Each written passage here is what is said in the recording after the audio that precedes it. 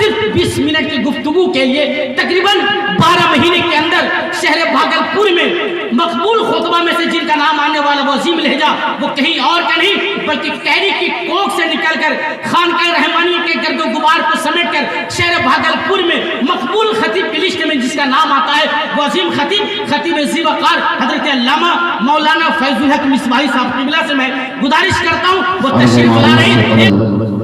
والی کون و مکان سیاہ لا مکان نازش ہر دو جہاں سرور لالا رخان شہنشاہ حسینہ تتیمہ دورہ سرخیل زہرہ جمالہ جناب محمد رسول اللہ صلی اللہ تعالی علیہ وسلم کی بارگاہ میں ہدیہ تسلیمات کا گلدستہ پیش کریں. پڑھی باواز بولو اللہم صلی علی سیدنا مولانا شفینا حبیبنا نبینا محمد بارک وسلم صلو علیہ صلاة دائما علیکہ یا رسول اللہ صلی اللہ تعالی علیہ وسلم. برادران ملت اسلامیہ، آج ہم اور آپ مخدوم عالم پناہ کانفرنس میں تشریف فرما ہے،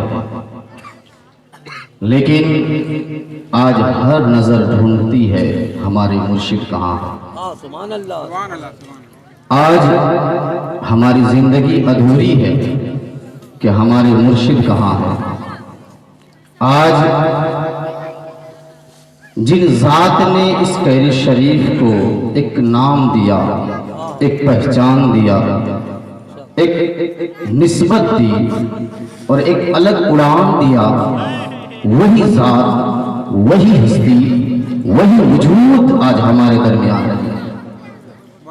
برادران ملت اسلامیہ، کمال یہ نہیں ہے کہ ہم اور آپ مخدوم عالم پناہ کی محفل میں بیٹھ کر کے ان کے ترانے گائے.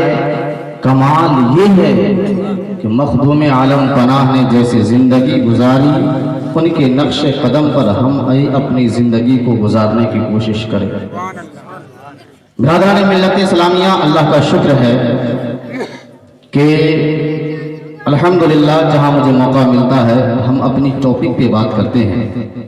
تو آج میرے خیال سے 20 منٹ کے اندر یہ ٹاپک ہم اپنی ٹاپک کو مکمل کریں گے. آج میری تقریر کا عنوان ہے کہ خوشحال زندگی کیسے گزاریں. ہر انسان everybody wants to live a happy life. ہر انسان چاہتا ہے کہ ہم خوشحال زندگی کیسے گزاریں. آپ بھی چاہتے ہیں، یہ بھی چاہتے ہیں کیسے زندگی گزاریں. تو میں نے جب کتابوں کا مطالعہ کیا، مخدوم عالم پناہ کی زندگی کا مطالعہ کیا، ہمارے پیر و مرشد جنہوں نے ہمیں ایک نام دیا ان کی زندگی کا جب مطالعہ کیا تو اس سے 5 رولز نکلے کہ if anybody follow these types rules he can live a successful life. اگر انسان 6 طریقے کو اپنائے تو انسان خوشحال زندگی گزار سکتا ہے. ان میں سے سب سے پہلا طریقہ ہے کہ جو مصیبت، جو پریشانی، جو مسئلے سامنے ہیں اس کو فیس کیجئے اور آگے بڑھیے. پہلا کیا ہے؟ بڑی مختصر سے اس میں سے میں 2 کی تشریح کروں گا اور 4 کو چھوڑ دوں گا. پھر کبھی موقع ملے گا تو انشاءاللہ الرحمن آپ کو بتایا جائے گا. پہلا طریقہ ہے کہ جو پریشانی ہے، جو پرابلم ہے آپ کو اسے فیس کرے اور آگے بڑھ جائے. آج انسان کا بزنس میں گھاٹا ہوتا ہے، بچہ ہمارا پاس نہیں ہوتا ہے، انسان اگر ناکام ہو رہا ہے تو انسان ہمت ہار جاتا ہے، انسان سوسائڈ کر لیتا ہے، گولی کھا لیتا ہے. لیکن میں آپ سے کہنا چاہتا ہوں اے اللہ کے رسول کے دیوانوں، آپ کے پاس ایسا فٹ اسٹیپ ہے، ایسا نقش قدم ہے، آپ کے پاس ایک ایسا رہنما ہے کہ اگر آپ ان کی زندگی کو پڑھیں گے، ان کی زندگی کو پڑھیں گے، ان کی لائف اسٹائل کو پڑھیں گے تو آپ کے سامنے زندگی کی کتنی بڑی مشکلات کا پہاڑ کیوں نہ آ جائے. آپ ان کی زندگی کو اپنے سامنے رکھیں گے اور ہنس کر کے، مسکرا کر کے اس پریشانی کا ویلکم کریں گے اور کہیں گے اے پریشانی آ جا، کیونکہ تجھ سے بڑا طوفان آتا جائے میرے زندگی میں، میرے سامنے میرے رسول کی زندگی ہے، میرے سامنے میرے پیر و مرشد کی زندگی ہے. ان پر عمل کرتے ہوئے ہم آگے ذرا غور کیجیے، آپ کو کتنی تکلیف ہوتی ہے اور آپ ہمت ہارتے ہیں، لیکن میرے نبی کی زندگی کو آپ دیکھیے، میرے نبی کی زندگی کو دیکھیے۔ ابھی میرے آقا اس دنیا میں تشریف نہیں لائے ہیں، ان کے والد محترم اس دنیا سے رخصت ہو جاتے ہیں۔ جب میرے آقا اس دنیا میں آتے ہیں، تشریف لاتے ہیں، 4 یا 5 سال کی عمر میں ان کی والدہ بھی اس دنیا سے چلی جاتی ہے۔ اب ذرا سوچو تو صحیح صاحب، باپ کے جانے کے بعد اس کا سہارا اس کا چچا ہوتا ہے، چچا ہوتا ہے۔ اب اگر چچا بھی انکار کر دے پرورش کرنے کا، کہتے ہیں جب کوئی صفا پر کھڑے ہو کر کے میرے آقا نے کہا، اے لوگو اللہ کو ایک مانو اور مجھے محمد تسلیم کرو، تو ابو لہب جو اس کا چچا تھا اس نے کہا کہ تو اس لیے مجھے بلایا ہے، تیرا ہاتھ برباد ہو جائے، تیرا ہاتھ برباد ہو جائے۔ کسے کہہ رہا ہے؟ اللہ کے حبیب کو کہہ رہا ہے۔ جب میرے آقا اداس ہوئے، گویا کہ اللہ تبارک و تعالیٰ نے کہا محبوب اداس ہونے کی ضرورت نہیں ہے، یہ کہتا ہے تیرا ہاتھ برباد ہو جائے، لیکن سنو محبوب یہ تجھے کہہ رہا ہے، جواب میں خدا ہو کر کے دوں گا، جواب میں دوں گا، اور ایسا جواب نہیں دوں گا بلکہ اس کے جواب میں قرآن کی ایک سورت نازل کر دوں گا۔ یعنی ابو لہب نے کہا محبوب تیرا ہاتھ برباد ہو جائے، تو اے ابو لہب سن، میرے محبوب کا ہاتھ برباد نہیں ہوگا بلکہ تیرا ہاتھ برباد ہوگا۔ اس سند میں اللہ تبارک و تعالیٰ نے تبت یدا کی پوری سورت یہی سے ذہن دے دیا کہ اللہ کے رسول کے گستاخ کو جواب دینا یہ کسی اور کی سنت نہیں بلکہ رسول اللہ کی سنت۔ یہ بات جب آپ آگے چلیے، دوسرا پہلا سامنے، اب ذرا میرے پوری مرشد کو دیکھیے۔ آج جو یہ خانقاہ ہے، یہ خانقاہ کو تعمیر کرنے میں میرے پیر و مرشد نے کتنی تکلیف کا سامنا کیا ہے، لیکن کبھی ہمت نہیں ہارا۔ آج کیری کی پہچان، یہ راستہ آج سے 100 سال یا 50 سال پیچھے آپ جائیں، کیسا راستہ تھا؟ کیوں آخر کیوں آئے carry Sharif? What is reason for coming in this place؟ کیوں آئے؟ کہتے کتابوں میں لکھا ہے جب کسی ولی کو کہیں بھیجا جاتا ہے تو وہ خود اپنے من سے نہیں آتے ہیں بلکہ اللہ کے رسول بھیجتے ہیں، اللہ کے رسول بھیجتے ہیں کہ اس جگہ تیری ضرورت ہے، اس جگہ تیری ضرورت ہے۔ تو یہی عقل کہتی ہے کہ جب کیری شریف میں مخدوم عالم پناہ کی ضرورت ہوئی ہوگی تو میرے آقا کہے ہوں گے اے میرے نواسے گیا سے نکلو، بیتھو سے نکلو۔ ایک کیری ہے جس کی کوئی پہچان نہیں ہے، وہاں لوگوں کو جینے کا طریقہ پتہ نہیں ہے، لوگوں کو بات کرنے کا سلیقہ پتہ نہیں ہے، چلنے کا طریقہ پتہ نہیں ہے۔ تو وہاں جا خدمت دین کر، تو وہاں جا خدمت دین کر، تبلیغ اسلام کر۔ اگر کوئی تکلیف آئے، کوئی پریشانی آئے، میری زندگی کو سامنے رکھنا۔ جس طریقے سے میں تاریخ میں پتھر اٹھا کر کے اسلام کی تبلیغ کیا، ویسے ہی کئی شریف کی سرزمین پہ جا کر کے اسلام کی تبلیغ کرو اور کیری کو ایک نام دو کہ کیری کا رہنے والا جہاں بھی جائے جیسے کہے کہ میں کیری شریف سے آیا ہوں، لوگ کہے ہاں وہیں سے آئے ہو جہاں اللہ کا ایک مقدس ولی رہا۔ کیری کو عزت اللہ کے ولی کی قدموں سے ملی۔ دوسرا، بس تقریر ختم، ہر بات پہ شکریہ ادا کیجیے۔ دوسرا، جو بھی آپ کے پاس ہے شکریہ ادا کیجیے۔ ہم بڑے ناشکر انسان ہیں، ہمارے پاس ایک منزل کا گھر ہو گیا کہتے ہیں اور چاہیے، شکریہ ادا کیجیے۔ اللہ نے قرآن میں ایک قانون دے دیا، قانون دیا کہ سنو اگر شکریہ ادا کرو گے تو میں اس میں اضافہ کروں گا، تاکید کے ساتھ کہا ہے۔ اللہ اکبر، ہم کرتے کہاں ہیں؟ حضرت موسیٰ علیہ السلام کا زمانہ تھا، کہتے ہیں موسیٰ علیہ السلام اللہ سے بات کرنے کے لیے جب کوہ طور پر گئے दो शख्स था, एक शख्स बड़ा अमीर था, उसने कहा ए मूसा कलीमुल्लाह कहाँ जा रहे हो? कहा अल्लाह से बात करने जा रहा हूँ। कहा मेरा एक पैगाम है, जाकर के कहना कि अल्लाह तबारक व तआला मेरे पास बहुत माल है, बहुत माल है, जगह नहीं है मेरे पास रखने के लिए, कहना मौला अब देना बंद कर दे।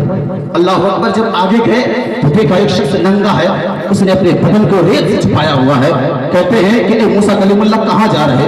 कहते अल्लाह से बात करने के लिए जा रहा हूँ। तो मेरा एक पैगाम लेकर के जाइए और कहिएगा अल्लाह मुझे कुछ दे, मुझे कुछ दे कि मैं अपने जिस्म को छुपा सकूं, शर्मगाह की हिफाजत कर सकूं। अल्लाह अकबर। मूसा कलीमुल्लाह जब गए तूर पर, कहा ए परवरदिगार आलम, दो शख्सों की फरियाद लाया हूँ, पैगाम लाया हूँ। कहा क्या पैगाम है? तो एक शख्स कहता है कि मुझे माल देना बंद कर दे। अल्लाह का जवाब सुनो, अल्लाह कहता है ए मूसा कलीमुल्लाह मेरे करीब जाओ, जो शख्स कहता है कि मुझे माल देना बंद कर दे, उसे कहना कि मेरा शुक्रिया अदा करना बंद कर दे। वो जब शुक्रिया अदा करना बंद कर देगा, मैं उसे देना बंद कर दूंगा। एक और शख्स का पैगाम है। का पैगाम क्या है? कहा यह है कि वो नंगा शख्स था, उसके पास रहने के लिए घर नहीं है, खाने के लिए क्या है गुज़ा नहीं है, सत्य छुपाने के लिए कपड़ा नहीं है, वो माल की तलब करता है। मूसा कलीमुल्लाह से अल्लाह ने कहा जा उस शख्स को कहना कि मेरा शुक्रिया अदा करना शुरू कर दे। अल-मुख्तसर। जब मूसा कलीमुल्लाह को दूर से आए, आने के बाद क्या है कहते हैं कि पहले जो मालदार शख्स था, मालदार शख्स ने कहा कि मूसा कलीमुल्लाह क्या पैगाम लेकर के आए हो? अल्लाह अकबर। मूसा कलीमुल्लाह ने कहा ए शख्स सुनो, अल्लाह ने कहा है कि मेरा शुक्रिया अदा करना बंद कर दे, मैं उसे देना बंद कर दूंगा। अब इंसान वो जवाब क्या देता है? अल्लाह अकबर। अपने दिल के नेहा खाने पर इसे फंसाना चाहिए, इसे लिखना चाहिए और इसके नक्श कदम पर चलना चाहिए। वो इंसान कहता है मूसा कलीमुल्लाह क्या बात करते हैं आप, क्या कह रहे हैं आप? सुनो मेरे पास कुछ नहीं था, अल्लाह ने मुझे थोड़ा सा खाना दिया, मैंने उस पर शुक्रिया अदा किया। अल्लाह ने मुझे मकान दिया, मैंने उस पर शुक्रिया अदा किया। अल्लाह ने 1 रुपया दिया, मैंने शुक्रिया अदा कर दिया। यानी कि अल्लाह के शुक्रिया अदा करने के बदले अल्लाह ने मुझे इतना माल दिया, मैं पूरी कायनात को छोड़ सकता हूँ, लेकिन अल्लाह का शुक्रिया अदा करना नहीं छोड़ सकता। मूसा कलीमुल्लाह ने कहा कि ऐ शख्स सुनो, फिर अल्लाह का ये पैगाम है, अल्लाह का ये पैगाम तेरे नाम है। कहा जब मेरा बंदा शुक्रिया अदा करना नहीं छोड़ेगा तो मैं उसे माल देना नहीं।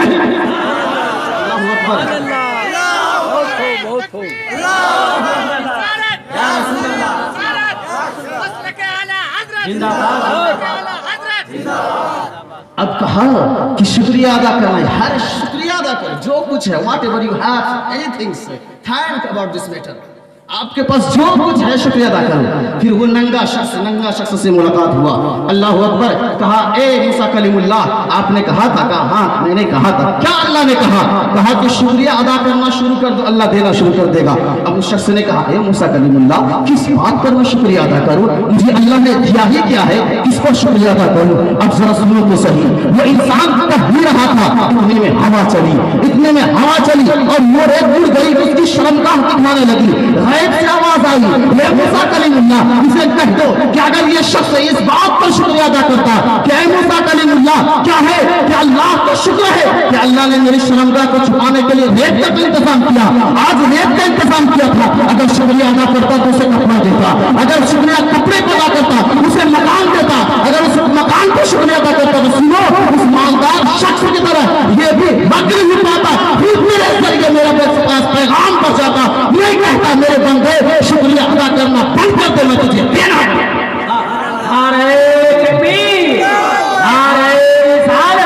मखदूम आलम फना कॉन्फ्रेंस मसलके आला हजरत फैजान हुजूर शेखुल मुस्लिमीन, ये शुक्रिया। तीसरा है खिदमत खल्क, सर्विस। हर इंसान खिदमत कीजिए, अल्लाह की मखलूक की खिदमत कीजिए। इस बात पे बड़ी अच्छी बात याद आ रही है। मखदूम आलम फना तस्बीह में मशगूल थे, जिक्र अज़कार कर रहे थे। जरा किस्मत पर नाज कीजिए कि अल्लाह ने कैसी जात को हमारे दरमियान भेजा। जिक्र अज़कार में मशगूल थे, एक चूहा आकर के उनके बदन को खाने लगा, उन्होंने भगाया नहीं। अल्लाह से कैसा लो था, कैसा कांटेक्ट था। आज हम इबादत करते हैं तो हमारे माल जहन में घूमता है, کس کو کہاں کیا کرنا ہے ذہن میں گھومتی ایسی عبادت. لیکن مخدوم عالم پناہ کی عبادت کا انداز اور ادا انوکھی تھی. ان کا اللہ سے اللہ سے کانٹیکٹ، اللہ سے تعلق بڑا انوکھا تھا. ایک چوہا آیا جس میں کھودنے لگا، اللہ اکبر، کھودنے لگا. ایک خادم آ کے کہا حضور دیکھیے تو صحیح آپ کے جسم کے گوشت کو چوہا نے نکال لیا ہے، آپ نے بھگایا کیوں نہیں؟ اللہ اکبر، کیا جواب دیا. اس جواب پہ اگر ہم اور آپ عمل کر لیں زندگی اللہ کی بارگاہ میں رسپیکٹفل اور پرفیکٹفل اور رسپیکٹیبل اور عزت دار بن جائے. جواب تو سنو صاحب. آج ہم شیخ المسلمین کے نام جپتے ہیں، لگتا نہیں کہ میرے شیخ المسلمین کئی پروگرام میں گئے ہیں، لگ رہا ہے کہیں رائے پور تبلیغ میں گئے ہیں، کہیں لگ رہا ہے کہیں دلی گئے ہیں، کہیں ممبئی گئے، گجرات تبلیغ کرنے کے لیے گئے. ہمارے دل کے اندر شیخ المسلمین ہے، ہمارے جان کی روح کی تازگی شیخ المسلمین ہے، ہمارے عروج ارتقا کی منزل کو طے کروانے والے شیخ المسلمین ہیں. مخدوم عالم پناہ نے کیا کہا کہ اگر اللہ نے اس چوہے کا رزق میرے بدن پہ رکھا ہے تو میں اسے کیوں بھگاؤں؟ اللہ اکبر. لوگ انسان کا رزق بند کرنے کے لیے، اسے گرانے کے لیے لاکھوں پلاننگ کرتے ہیں. اللہ اکبر. کیا کہا؟ کہتے ہیں جب اللہ نے میرے بدن میں اس چوہے کا رزق رکھا ہے تو میں کیوں اسے کیا ہے بھگاؤں؟ اللہ اکبر. ذرا سوچو تو صحیح صاحب، مخدوم عالم پناہ نے ایسی زندگی گزاری. آج جلسہ جلوس کرتے ہیں لیکن کمال کی بات یہ ہے کہ مخدوم عالم پناہ کے طور طریقے پر زندگی گزارے، حضور شیخ المسلمین کے طور طریقے پر زندگی گزارے. جب ان کے نقش قدم پر زندگی گزاریں گے، جب مخدوم عالم پناہ کے نقش قدم پر زندگی گزاریں گے تو سنو یہ دنیا بھی سنورتی ہوئی نظر آئے گی، آخرت بھی سنورتی ہوئی نظر آئے گی. جب ہم اس دنیا سے جائیں گے تو قبر میں بھی فرشتے کہیں گے کہ سنو، قبر میں بھی فرشتے کہیں گے یہ انسان جو آیا ہے کسی کا گستاخ بن کر کے نہیں آیا ہے، کسی کا نافرمان بن کر کے نہیں آیا ہے، بلکہ انہوں نے اپنی زندگی اپنے پیر و مرشد کے کیا ہے نقش قدم پر چلتے ہوئے گزارا ہے. اگر آپ اس دنیا سے جائیں گے تو یقیناً غیب کی آواز آئے گی کہ سنو یہ عام انسان کا جنازہ نہیں ہے بلکہ عاشق رسول عاشق مرشد کا جنازہ ہے، اس لیے اس کے جنازے کو ذرا دھوم سے اٹھایا. دوستان محترم، شرط اتنی ہے کہ جس مرشد کے ماننے والے ہو ان کے نقش قدم پر چلو، دکھاوا نہیں، ریاکاری نہیں. کیونکہ if you